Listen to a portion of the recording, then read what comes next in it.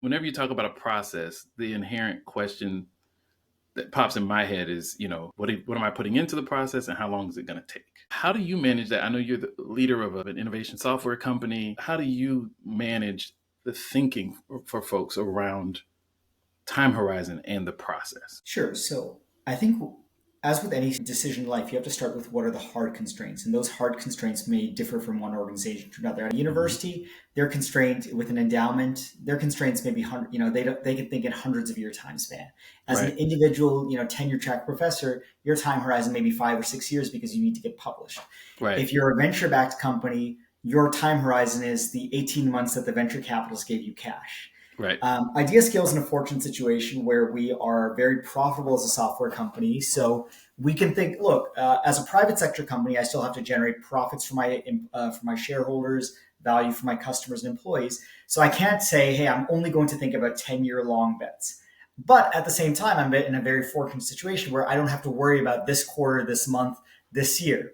Right. So that's number one. Start with the hard constraints that are created by your organization or by the circumstances in which you live in, which exist. Again, they exist, right? Let's not pretend that hard constraints don't exist. But once you're within that constrained environment, you want to find the optimal solution, right? So for me, I'm able to think 2 or 3 years out for our organization because that works within the framework or set of constraints that work for us. I have to, I have a certain amount of financial and people resource that I can allocate. But within that, we try to find whatever the best expected value of a set of experiments or outcomes within the constrained world that we live in. Right. So, okay. So it's not about getting the right answer. It's more about seeking an optimized equilibrium, so to speak, within the set of constraints. Yeah. We design a process that is designed to result in the best average outcome over time, right? Whether that be a sales process, whether that be an engineering process, whether that be a product development process, we will encounter lots of failures. The good news is we've designed our process and none of those failures will take the company down, right? They won't get any individual fired. They won't get any, they won't bankrupt the company. Right.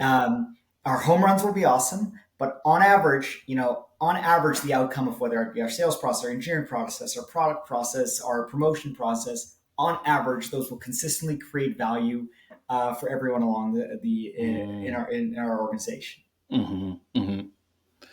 That makes a lot of sense. And I think it's rare to talk about innovation processes in those terms because, back to your original point within your definition, I think a lot of times people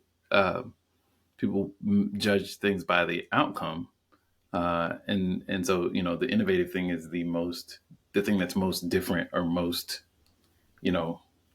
disruptive, another term I have some trouble with.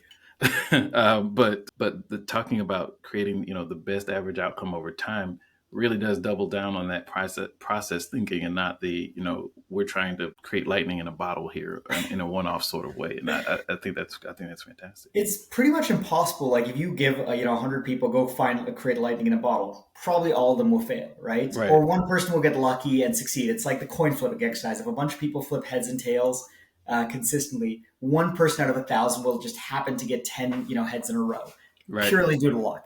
But that's not a good process. Coin flipping is not a good process, right? Right. Instead, you want to design a good process towards innovation, which again may differ from organization to organization, circumstance to circumstance. You just need the right set of environments, incentives, and tools at your disposal to enable that process to function effectively and repeatably. And I think that really also highlights and this is another bias of mine. We'll see what you think, but I think that case studies and benchmarking exercises within the world of innovation are extremely dangerous. And I have my own way of talking about it, but I love, you talking about the hard constraints within the organization. That really kind of makes it self-evident that you have to start by looking internally before you can before thinking about, well, this company did this, so we're going to do that. Thank you for watching. I hope it was helpful.